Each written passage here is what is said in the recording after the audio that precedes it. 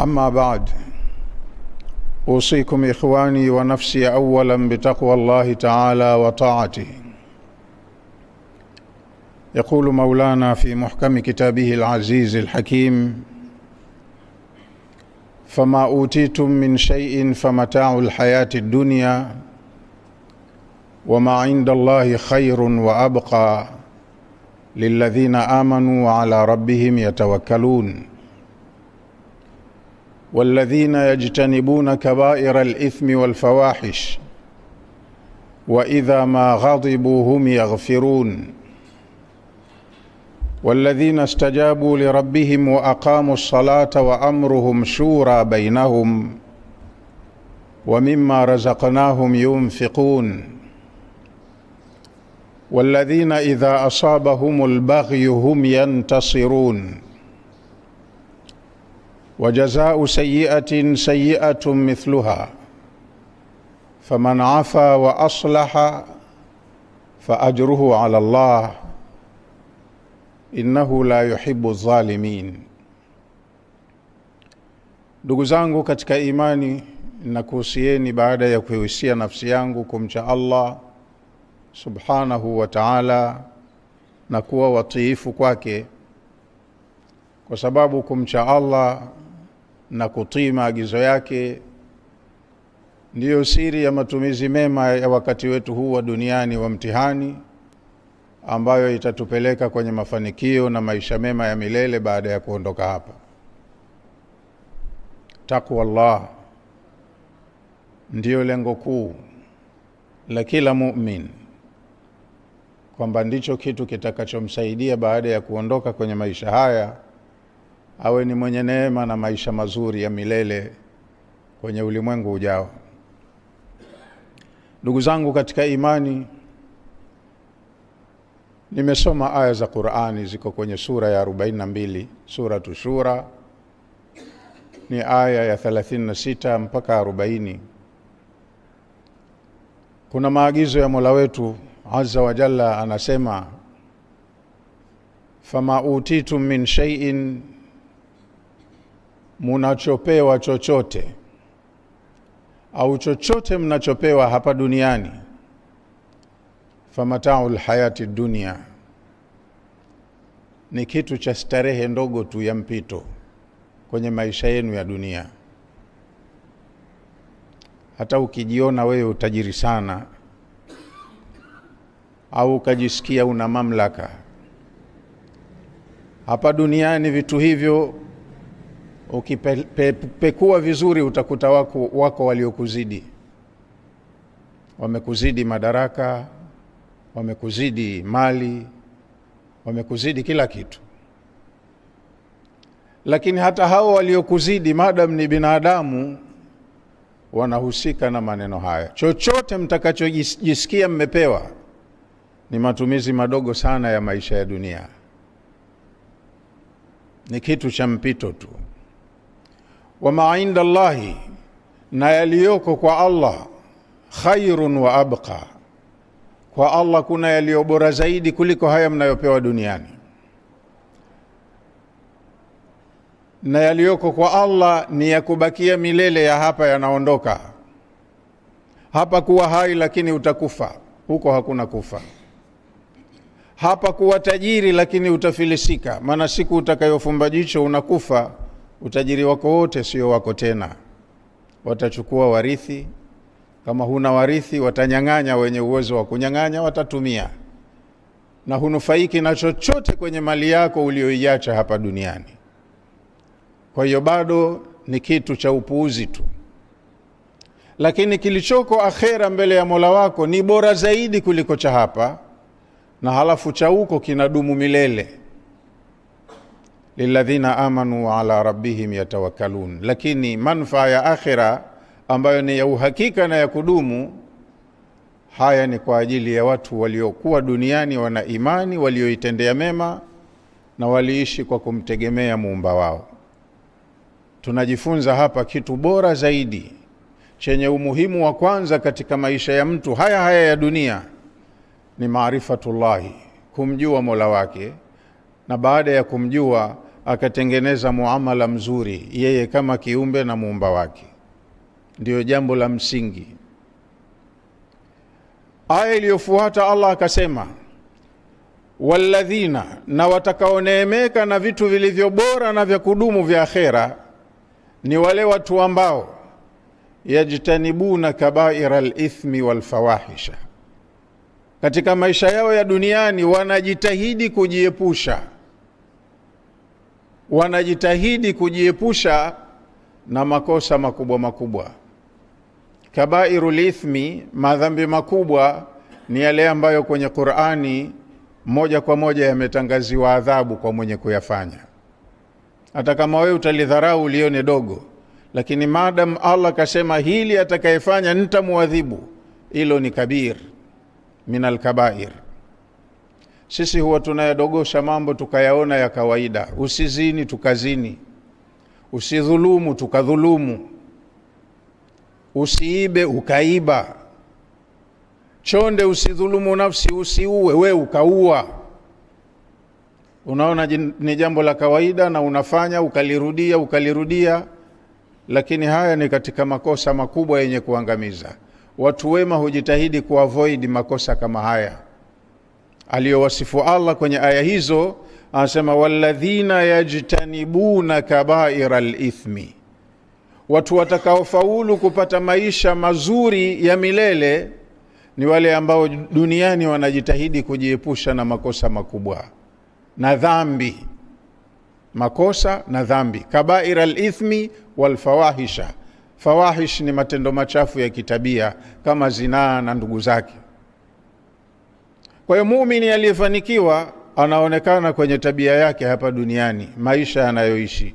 Anajua kupanga na kuchagua, hili linanifaa anafanya, hili ni tatizo anaachana nalo. Lakini pia katika sifa yao nyingine aliyowasifu Allah watu kama hawa, yajitanibuna kabaira al-ithmi wal fawahish wa idha ma ghadibu, wanapokasirika.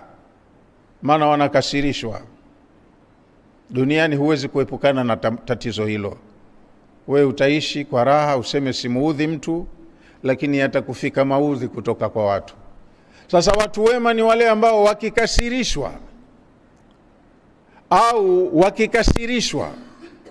hum yantasirun, wanajitetea.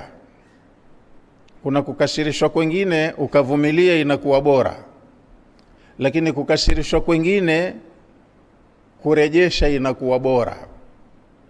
Na hili kwa muumini lazima awe na elimu nalo, anajua lipi nikisubiri inakuwa ni kheri, kwa sababu nitaepusha madhara na nitakuwa mimi niko salama. Lakini kuna mengine ukisema uyavumilie, madhara yanaongezeka na sio lengo. Waumini wameambiwa wajitahidi katika maisha ya hapa kuwa ni kama volunteer, wajitahidi kuwafanya watu wengine waishi kwa amani, wawe salama, wasidhuriwe, wasidhulumiwe. Kwa hiyo kuna mambo, kisasi ni muhimu, kwa sababu ukifanya hivyo unazuia dhara ambayo ilitegemewa iwe endelevu. Kama kuna watu wanadhulumiwa na nyinyi mnao uwezo wa kuwanusuru, hamkuwanusuru, nyinyi mnabeba kosa. Kwa hiyo ndo maana Allah akasema, walladhina idha ma ghadibu hum yantasirun, wale ambao wanapokasirika baada ya kukasirishwa huwa wanajitetea kwa kupunguza au kuondosha yale ambayo yanawakasirisha wao na watu wengine. Walladhina stajabu li rabbihim, watu wema ni wale ambao kuna maagizo mengi wamepewa kutoka kwa Mola wao, wao wanaitika maagizo hayo, wanayatendea kazi. Sio kama sisi tunasoma Qur'ani au tunasomewa, ina amri, ina makatazo, hatuamrishiki kwa lolote katika tulioamrishwa, wala hatukataziki kwa lolote katika tuliokatazwa. Sisi tunajitoa katika hao wenye kusifiwa hapo. Watu wema wenye hadhi mbele ya Allah, istajabu li rabbihim, wanakuwa ni waitikiaji wa amri na maagizo ya Mola wao. Fanya anafanya, acha anawacha, hiki muhimu anakipa umuhimu wake, hiki hakifai anajiepusha nacho na kuangalia wengine wasiende kukitekeleza. Kuamrisha mema ni kwamba kuna mambo mazuri yanahitajika yawepo, tunatakiwa tuhamasishane, tuyatende yawepo yale yanayotakiwa, anayetaka ni Allah. Na kukataza mabaya, kuna mambo hayapendi, yana uharibifu, hatupaswi kuyaridhia yakitendeka, tunatakiwa tuyadhibiti, ikiwezekana yatoweke kabisa au angalau yapungue nguvu. Watu wema ndo wanakuwa wanaishi hivyo. Istajabu li rabbihim, wanatekeleza maagizo yaliyotoka kwa Mola wao, wanamuitikia Mola wao. Wa aqamu salata, alafu wanasimamisha sala, bimaana wanaiswali kwa utaratibu wake, kwa kutimiza nguzo zake, faradhi zake, masharti yake. Wa amruhum shura bainahum, na waumini kama hawa kwenye jamii wanazoishi wanakuwa na umoja, mambo yao yanaenda kwa kushauriana. Istajabu li rabbihim, wanamuitikia Mola wao, yani wanachoamrishwa wanatekeleza, wanachokatazwa wanakatazika. Wa aqamu salata, wanatunza mahusiano baina yao na muumba wao, maana tumeambiwa as-salatu hiya silatun baina al-abdi wa rabbi. Sala ni means ya mawasiliano, ni kiungo baina ya kiumbe na muumba wake. Kwa hiyo kwenye familia zetu, wazazi, viongozi wa familia, suala hili wanatakiwa walipe umuhimu. Usitosheke na wewe kuja msikitini ukaswali, halafu watoto wakawa wanalelewa na dunia, watoto wa .com, ukawaacha kama walivyo, bado hujatekeleza jukumu lako.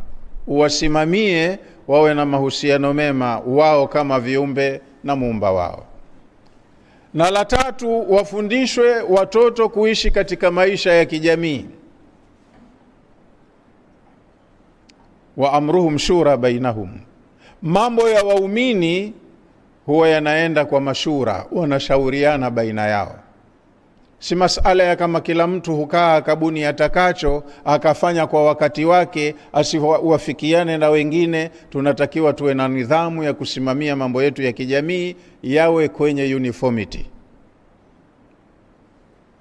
Na ili hili lipatikane, lazima tuwe tunaishi kwenye maisha ya bai'a, tuwe tuna kiongozi. Wakati huo wa mwanzo wa ujinga, Allah alipoleta mtume wake, mtume alikuwa kama kaja kuleta mabadiliko, kaleta utaratibu mpya wa maisha.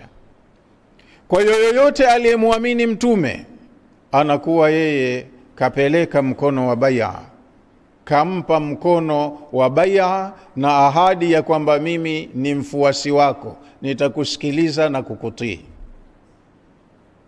Na yoyote aliyeacha ujinga wake kwenye mila yoyote aliyokuwa nayo, akija kwenye Uislamu anakuwa anaendana na maamuzi ya Uislamu. Na Uislamu si mawazo ya mtu binafsi, ni nidhamu maalumu ya Mola Muumba, na kailetea mtume kama kiongozi. Waislamu wote wanamfuata huyu. Na ndio maana mtume akaonya kwa kusema, mamata, mtu yoyote katika Waislamu atakayekufa, walaisa fi unuqihi bai'a, akawa shingoni mwake kajivua na bai'a, anaishi kama mtu huru, haongozwi na yoyote, hayupo kwenye community ya Kiislamu, mata mitatal jahiliya, huyu mtu atakufa kifo cha kijahilia, haisabiwi kuwa ni katika Waislamu. Na hadithi kama hizo ziko nyingi sana. Man lam yahtamma bi amri almu'minin au almuslimin, yoyote yule ambaye hayapi umuhimu mambo ya Waislamu, katengana na jamii yake, falaisa minna, mtume asema huyo si katika sisi, si miongoni mwetu. Kwa hiyo Uislamu ni kama jamii moja, kama familia moja, inaishi chini ya kiongozi mmoja, na watu wote wanaenda wakiwa wanadira, wanasera, wana kila kitu. Amruhum shura bainahum, mambo yao yanakuwa ni shura baina yao. hata kama tuna kiongozi, huyo kiongozi wetu mkuu Mtume sallallahu alaihi wasallam kaambiwa kwenye maamuzi ya masala ya kijamii lazima aweke shura, ashauriane na masahaba wake. Wakati masahaba kaja kuwakuta kwenye ujahilia, na yeye ndiye aliyewafunza ustaarabu. Lakini kwenye jamii watu huwa wana skill zao, kila mmoja anakuwa ni mweledi kwenye anga zake. Unapokusudia kuzungumza suala la kilimo, lazima ushauriane na wakulima, ndo utapata ufanisi wa maamuzi yako. Kama unazungumzia suala la uvuvi na we ni kiongozi tu, hata bahari huijui, lazima ushauriane na wataalamu wa fani hiyo. Wako watu hiyo ndo kazi yao, kama wamezaliwa huko, wamekulia huko. Unazungumzia masala ya biashara na we si mweledi wa kila kitu kwenye biashara, lazima upate ushauri wa wafanya biashara. Kwa hiyo Mtume alikuwa na uwezo mkubwa sana wa kukusanya vipaji vingi vya wakati mmoja, na akamtumia kila mtu kwa mujibu wa elimu yake. Kwa hiyo ndo faida ya shura, ndugu zangu. Tupo wengi kwenye vijiji vyetu humu, lakini kila mtu ana uwezo wake. Hii tofauti ya vipaji ni muhimu kwa ustawi wetu pamoja, lakini kila mmoja ana weledi sehemu fulani. Tukiwa tuna kiongozi mahiri anaye uwezo wa kutumia vipaji vya watu wake, mambo yetu yote yananyooka na tunaenda vizuri. Amruhum shura bainahum, mambo yao watu wema yanafikiwa kwa kushauriana. Tunakaa kikao cha shura, tunasikiliza rai za watu, wajumbe wa shura, tunalijadili jambo fulani. Kwa hiyo wenye weledi kwenye hilo jambo watatoa mawazo yao, na kila ambaye ana uweledi zaidi atatoa mawazo yenye tija. Tukiyafanyia kazi yatatuvusha. Wa mimma razaqnahum yunfiqun, jengine linalowapaisha wana jamii wa Kiislamu, katika vitu tulivyowaruzuku wanavitumia vizuri kwa faida.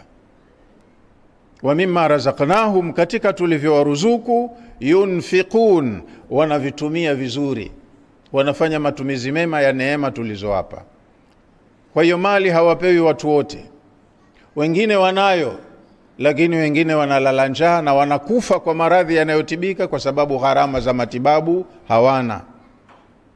Kama tunaenda systematically kijamii, basi tutakuwa tuna utaratibu kama tulivyowekewa na dini. Kwa mfano, tumewekewa nguzo nzima ya zaka, ni mzunguko wa mafao au mapato, kinachukuliwa kutoka watu wenye mifuko minono, kinakwenda kuwanufaisha watu ambao ni wa hali ngumu. Sote tuna haki ya maisha, na sote tuna haki ya kula, kuvaa, kujitibu tukiumwa.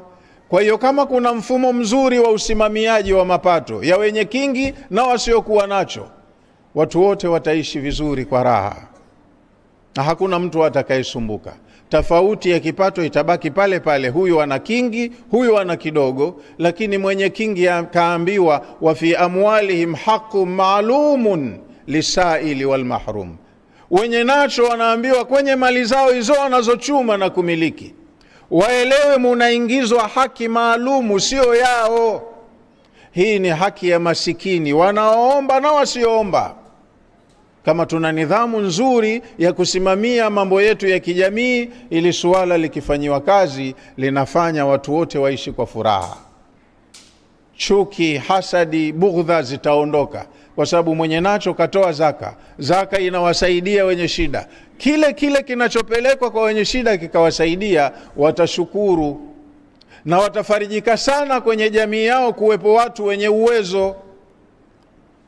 Hatomuonea choyo mtu, hatomuapiza, lakini we unakula mpaka unatupa kwenye dustbin, mwenzako anaenda siku 3 miayo kwa njaa hajakipata. Atakuapiza tu na maapizo yake yatakudhuru. Kwa hiyo wanatakiwa wanajamii wawe na utaratibu au nidhamu nzuri ya kusimamia mambo yao, na hizi formula za kidini tuzifanyie application, ziwe zinafanya kazi kwenye jamii zetu. Halafu Allah akasema pia, walladhina istajabu li rabbihim, wala umuitikia Mola wao, wa aqamu salata, wakasimamisha sala, wa amruhum shura bainahum, mambo yao yanaenda kwa kushauriana baina yao, wa mimma razaqnahum yunfiqun, na katika tunavyowaruzuku wanavitumia vizuri. akafuatisha baada ya hapo kwa kusema walladhina idha asabahumul baghyu hum yantasirun, wale ambapo wakisibiwa na mambo ya magomvi,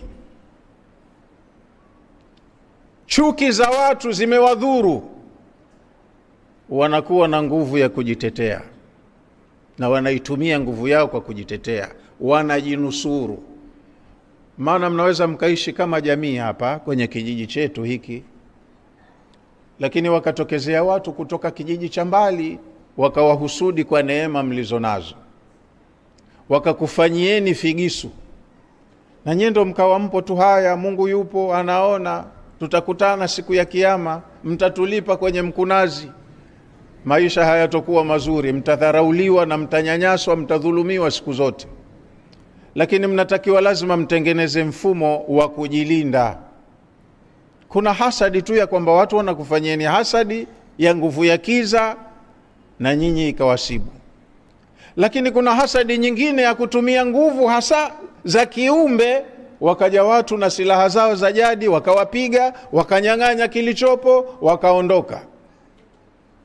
Wale wanajivuna, wanahichi, sisi hatuna kitu, ngoja tukachukue matumizi kule. Kabla ya Uislamu watu walikuwa wanaishi hivyo. Sasa Uislamu umewapa ruhusa watu kujitetea au kujilinda na mambo kama haya, maafa kama haya. Wakidhulumiwa wanajinusuru. Yani Allah mwenyewe kaidhinisha hilo. Udhina lilladhina yuqataluna, wameidhinishiwa wale wanaopigwa kila siku warejeshe mapigo kwa ajili ya kujilinda. Kwa nini? Biannahum dhulimu, kwa sababu wanadhulumiwa. Na Allah hataki kukuona we unadhulumiwa ukabaki unalia tu. Unamlilia nani sasa? Jipange, ujilinde. Huyu dhalimu jiandae na we ujiweke katika hali ya kwamba umdhibiti, ajue kumbe na yule mwanamme anayaweza. Kwa hiyo siku akijipanga kuja, anakuja kwa kutahadhari na kuwa na maandalizi, na wewe akukute umejiandaa kumsubiri. Uislamu ndo umetufunza hivyo. Wajazau sayyi'atin sayyi'atun mithluha. Allah anasema malipo ya uovu ni uovu tu vile vile. Mtu anakufanyia uovu, kabiliana naye kwa mujibu wa uovu anaokufanyia. Usiridhie hali hiyo ya kuwa unadhulumiwa kila siku. Faman afa wa aslaha, lakini atakayesamehe, kadhulumiwa lakini asema hajanidhuru kitu, kwa hili navumilia, kuvumilia itakuwa ni bora zaidi. Wa aslaha, akafanya vyema badala ya maovu aliyofanyiwa, fa ajruhu ala Allah, mwenye kuliweza hili atapata ujira wake kwa Allah subhanahu wa ta'ala. Yani wamekuja watu kufanya dhulma hapa, lakini tukasema tukilipiza maafa yatakuwa makubwa zaidi, madhara yataongezeka, bora hili tulinyamazie, tuachie Allah subhanahu wa ta'ala. Halafu badala ya maovu tuliofanyiwa sisi tukatengeneza mrejesho mzuri wenye tija kwetu na kwa maadui zetu. Anayeweza kufanya hivi, fa ajruhu ala Allah, atapata malipo yake kwa Allah. Kwa sababu kule kupigana sio lengo. Lengo ni kufanya watu waishi kwa amani, kwa furaha, na kurejesha dhuluma, radul madhalim, ndo lengo. Sasa mkihisi hapa tukirejesha matatizo ndo tunayaongeza, dawa ya hapa bora kukomaa, kuvumilia, na inshallah tutajipanga kujizuia na uhalifu mwingine. Watakayeweza kufanya hivyo, hili ni jambo zuri zaidi na ujira wao uko kwa Allah.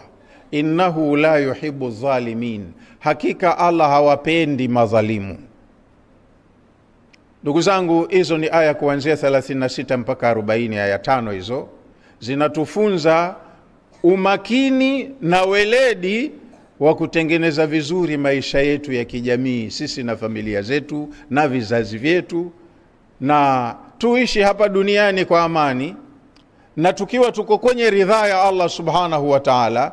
Na baada ya kuondoka huko, methodi ya maisha tulioitekeleza hapa inakuwa ni sehemu nzuri sana ya malipo kwenye amali zetu. Kila tutakachokifanya kwa kufuata utaratibu kinakuwa ni amali njema, na madam tumefanya amali njema tutakuta malipo yake kwa Allah siku ya malipo.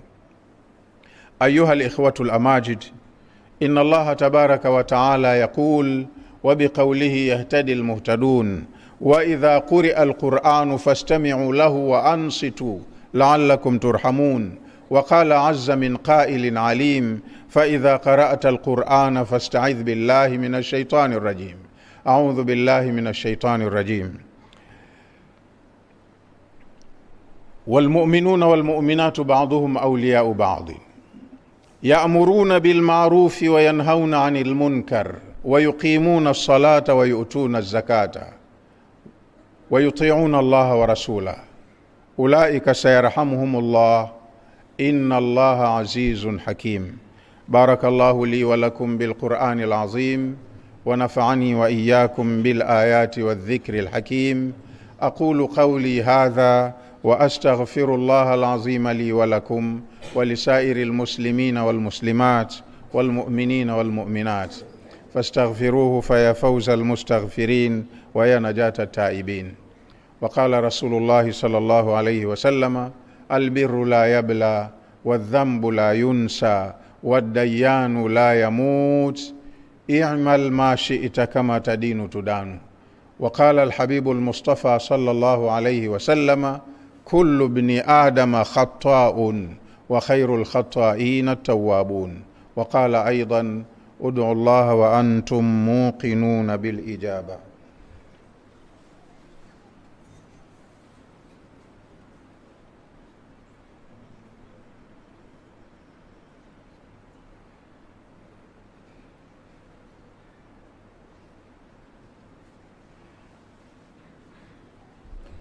الحمد لله رب العالمين والصلاة والسلام على أشرف الأنبياء والمرسلين وأشهد أن لا إله إلا الله وحده لا شريك له وأشهد أن محمدا عبده ورسوله أرسله الله بالهدى ودين الحق ليظهره على الدين كله ولو كره المشركون. وبعد، ndugu zangu katika imani, nimenukuu aya ya Qur'ani iko kwenye sura ya 9, ni aya 71. Allah amesema walmu'minuna walmu'minatu, na waumini wanaume na wanawake. Mambo ya kijamii yana uwajibikaji sawa katika hizi genders, wanaume na wanawake. Kila gender ina roli yake kwenye maisha yetu ya kijamii.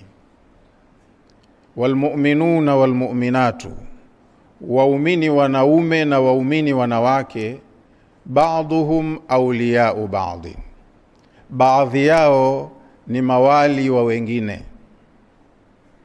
wanategemeana na wanadira sera na muongozo kwenye maisha yao ya kijamii. Kila mmoja ana wajibu wa kutekeleza majukumu yake kwenye jamii husika. Mahala kwenye jamii ya waumini,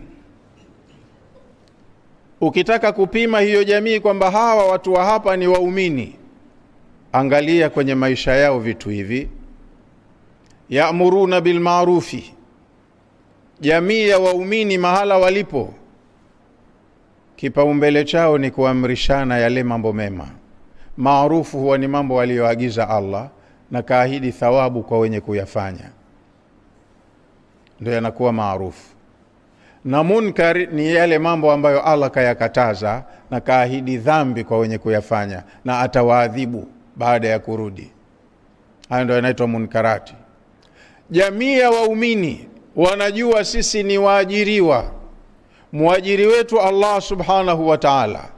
Tuna majukumu ya kiutendaji, lazima tuwajibike kwenye hayo. Kuna mambo katuamrisha, lazima tusimamie utekelezwaji wa amri hizo. Kuna mambo katukataza, lazima tusimamie udhibiti wa yaliyokatazwa. Kuna mambo katuwajibishia kama swala na zaka, lazima tuwajibike kuyatendea kazi. Ukitaka kuwapima watu kama ni waumini, angalia vipaumbele vyao na uwajibikaji kwenye mambo ya umuhimu kama haya. Ukiona jamii maovu yanakithiri, sio waumini hao, Waislamu, lakini maovu ndio yanazidi kila siku, na mainjinia wa kukuza maovu hayo ni wao, sio waumini. Lakini jamii ya waumini wanajua tuna mambo tumewajibishiwa, kuna mambo tumeagizwa, ya'muruna bil ma'rufi, wanayaamirisha yale mambo mema walioamrishwa, na wao wanayasimamia. Kwa hiyo ili tuwe waumini, tuwe makini kwenye anga hiyo, tuyasimamie yale ambayo Allah anataka jamii yetu kike kiume ishiriki katika kuyasimamia, yawe implemented, yatekelezwe. Wayanhauna anil munkar, na jamii ya waumini kike kiume wanakataza yale maovu yaliyokatazwa. Wanasema hapa kwetu mambo haya hatuyakubali, hayaruhusiwi. Utajiridhisha hii jamii wenyewe waumini kweli. Wayuqimuna salata, jamii ya waumini sala ni kipaumbele. Ikifika wakati wa sala, muadhini akinadi adhana, wanajua ni wakati wa kutekeleza wajibu huu, wote wanakuwa kwenye sehemu husika. Yani utashangaa msikiti wetu huu na eneo ambalo linahudumia watu wake wote wangelikuwa wanashiriki swala, asubuhi huu ungekuwa hautoshi, maana watu ndo wamelala nyumbani. Eti tunao watoto washafikia umri, wanastahiki kusali, wanatakiwa waje hapa, lakini alfajiri ndo tunasali hapa watu 10, 15. Hao wengine wote wako wapi sasa hivi? Kazini, hawajenda. Lakini swala hili halimo katika akili zao, si wajibu kwao, na hakuna inayemuuma kuona amri hii muhimu haitekelezwi. Waumini mahala walipo, alama za kuonyesha ni waumini, ya'muruna bil ma'rufi, wanaamirisha yale mema yaliyotakiwa, wanayasimamia yatendwe. Wayanhauna anil munkari, na wanayadhibiti, wanayakataza yale maovu. Haya tumekatazwa, hatutaki kuyaona hapa kwetu. Wayuqimuna salata, na wanasimamisha sala, inatekelezwa kwa wakati wake na kwa taratibu zake stahili. Wayutuna zakata, na wanasimamia vizuri zoezi la zaka. Kila mtu ambaye kafikisha nisab kwenye mali yake aliyomiliki, ikapitiwa na haul, si lazima tena apate wafuatiliaji wakamuhimize. Yeye mwenyewe anajua mahala husika, anapeleka zaka. Atakasi alichobakisha katika mali yake, awe hana dhima, hana deni kwa Allah. Lakini hao wenye uwezo wa kutoa zaka wanaona kama wakitoa ndo wananyang'anywa, hawatoi, na Allah anaona. Na wenye haki zao hao walioambiwa wenyewe ndo wapewe hizo haki, kila siku wanazidi kudhalilika tu. Hakuna msimamiaji wa hilo jambo, lakini jamii inaonekana ni ya Waislamu. Waislamu huwa wanasimamia vizuri mambo haya. Na la tano linalopamba wasifu wa jamii ya waumini, wayutiuna Allah wa rasulahu, waumini wanakuwa ni watiifu kwenye maagizo yote ya Allah na maagizo ya mtume wake. Lolote ambalo Allah kataka, katuagiza, lazima tusimamie, tuhakikishe linatekelezwa.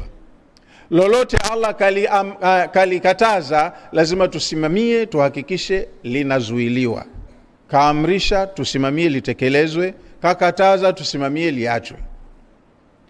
Na tunatakiwa tuwe watiifu kwa kutii maagizo yote atakayotuagiza Mola wetu na mtume wake aliyemtuma kwetu. Ulaika, watu hawa, sayarhamuhumullahu, hawa waumini watendaji hawa ndio pekee ambao Allah atawarehemu. Inna Allaha azizun hakim, Allah kafungia aya yake kwa onyo. Hata kama mkizembea mkakataa nyote kutekeleza alichotaka, Allah anabaki kuwa ni aziz, hamwezi kumuondolea sifa zake au kumnyang'anya nguvu yake. Azizun bimaana alghalibu alladhi la yughlab, siku zote Allah atabaki mshindi tu, ana uwezo ambao hawezi kushindwa wala kupokonywa na yoyote uwezo wake. Sasa hili ni onyo kwa watu wenye kufahamu. Kataeni nyote kutekeleza, fanyeni mtakavyo, hamumuharibii Allah chochote kwenye ufalme wake. Madhara ya jeuri yenu itarudi kwenu wenyewe tu. Na kwa kumalizia hutuba yangu kwa leo, kuna maneno amesema Mtume sallallahu alayhi wasallama, ad-dinu nasiha, dini ni nasaha. Ad-dinu nasiha, dini ni nasaha. Nasaha huwa kama ni mawaidha tu, tunapeana miongozo ambayo inahitaji usimamiwaji na uwajibikaji ndani yake. Kila aliposema hivyo maneno yake mawili tu, wakamuuliza waliomsikia, liman ya Rasulullah, nasaha hizi ni kwa nani ewe mtume wa Allah? Qala, mtume akasema, lillahi wa lirasulihi wa liaimmatil mu'minina wa ammatihim. Panahitajika nasaha kwa sababu dini haijaja ili patumike nguvu kuwalazimisha watu, lazima ukitaka usitake usilimu. Hakuna hiyo amri mahala. La ikraha fi dini, qad tabayyana ar-rushdu min al-ghayy, faman yakfur bitaghuti wa yu'min billahi faqad istamsaka bil urwati al-wuthqa la infisama laha wallahu samiun alim. Siruhusu, Allah anasema, kutumia nguvu kuwalazimisha watu kwenye dini. Ikrah ni kumlazimisha mtu, ukitaka hapa we utasali, hutaki utasali. Hapa kwetu hatutaki kuishi mtu kafiri, ukitaka utasilimu, hutaki utasilimu, au ondoka. Haiko hivyo. Dini haiko hivyo. Hata kafiri anaishi kwenye community ya Waislamu, awe na nidhamu tu, asikoroge mipango yao. Akikoroga mtakuwa mna right ya kusema huyo hatufai, si mtu mwema. Lakini kama mtu ana adabu yake, anabaki na ukafiri wake, atafanya ibada zake kwa mila yake, hamtakiwi, hamna ruksa ya kumlazimisha kwa nguvu. Sasa ndo maana mtume akasema, ad-dinu, dini kama mwenendo wa maisha, nasihatun, ni nasaha. Patumike sana lectures, mnajadili mambo kwa hoja. Huyo analeta hoja zake na wewe unaleta hoja zako.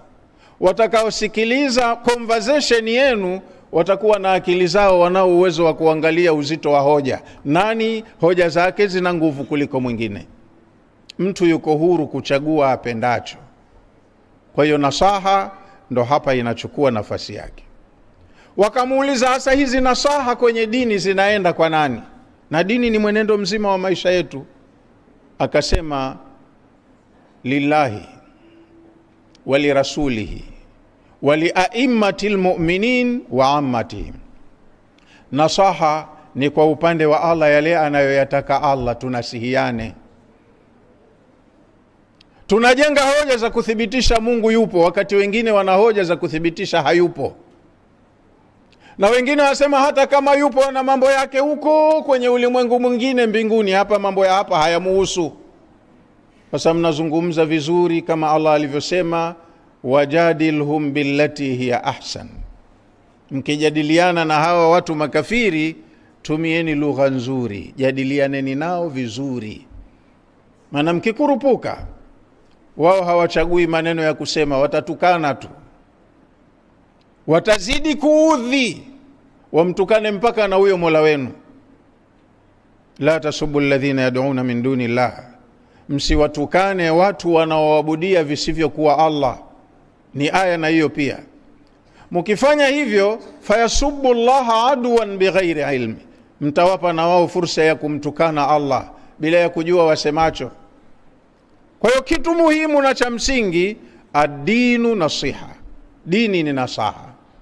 Liman, munasihiane kwenye mambo yaliyo kwenye haki za Allah, amri zake, makatazo yake, ahadi zake, maonyo yake na kila kitu. Wali rasulihi, ayo mambo ya Allah hakuna yote ambaye angeyajua bila ya kupitia mjumbe aliyetumwa kama instructor, mwalimu kwetu ni mtume wa Mungu. Kwa hiyo hata na haya ya mtume, kasema hivi, kaongoza hivi, tunanasihiana tu, huwezi kumlazimisha mtu. Wali aimmatil mu'minin, na viongozi wanaoongoza jamii za waumini, na wao pia huwezi kuwa command, maana wao maneno yao sharia. Alladhina ghalabu ala amrihim, watu wakishaitwa viongozi wao siku zote kwenye mambo yao lazima washinde tu. Sasa wewe utatumia mbinu gani uwalazimishe utakacho? Ni nasaha tu kwamba kiongozi na wewe ni Muislamu mwenzetu, Mola wetu hapa kataka hivi na mtume jambo hili alisimamia hivi, faida ya jamii pana itapatikana tu kwa kufanya hivi. Ni nasaha tu. Wa ammatihim, na nasaha kwa jamii nzima ya watu wote. Kwa hiyo tunanasihiana mambo ya kuhusu kwa Allah, tunanasihiana mambo aliyosimamia mtume, tunanasihiana na mambo wanayoyasimamia viongozi wetu kwetu, na tunanasihiana wenyewe wenye kuongozwa kwa ujumla wetu. Nasaha, mawaidha mazuri. Nadhani nimefahamika. Ad-dinu nasiha, dini ni nasaha. Qila liman ya Rasulallah, nasaha hizi ni kwa nani ewe mtume wa Allah? Kasema lillahi wa lirasulihi wa liaimmatil mu'minin au muslimin wa ammatihim. Tunanasihiana kwenye mambo upande wa Allah, tunanasihiana kwenye mambo ya muongozo wa mtume, tunanasihiana kwenye miongozo ya wakubwa wetu, viongozi wetu, na tunanasihiana kwenye mambo yetu ya kijamii kwa upana wake na kwa ujumla wake yanayotuhusu. Katika nasaha wako wenye muono watayaona yenye manufaa tutapojadiliana. Yakipata wasimamiaji wazuri, yakisimamiwa, faida yake itakuja kwetu sote. Ayuha al-ikhwatul amajid, inna Allah tabaraka wa ta'ala amarakum bi amrin bada'a fihi bi nafsihi wa thanna bil malaikati al-musabbihati bi qudsihi wa thalatha bikum ayyuha al-mu'minuna min barriyati jinnihi wa insihi. فقال تعالى مخبرا وآمرا إن الله وملائكته يصلون على النبي يا أيها الذين آمنوا صلوا عليه وسلموا تسليما اللهم صل على محمد وعلى آل محمد كما صليت على إبراهيم وعلى آل إبراهيم وبارك على محمد وعلى آل محمد كما باركت على إبراهيم وعلى آل إبراهيم إنك حميد مجيد. ربنا آتنا في الدنيا حسنة وفي الآخرة حسنة وقنا عذاب النار. ربنا وأوزعنا أن نشكر نعمتك التي أنعمت علينا وعلى والدينا وأن نعمل صالحا ترضاه وأصلح لنا في ذرياتنا إنا تبنا إليك وإنا من المسلمين. اللهم ربنا اهدنا بهداك واجعلنا ممن يسارع في رضاك ولا تولنا وليا سواك ولا تجعلنا ممن خالف أمرك وعصاك.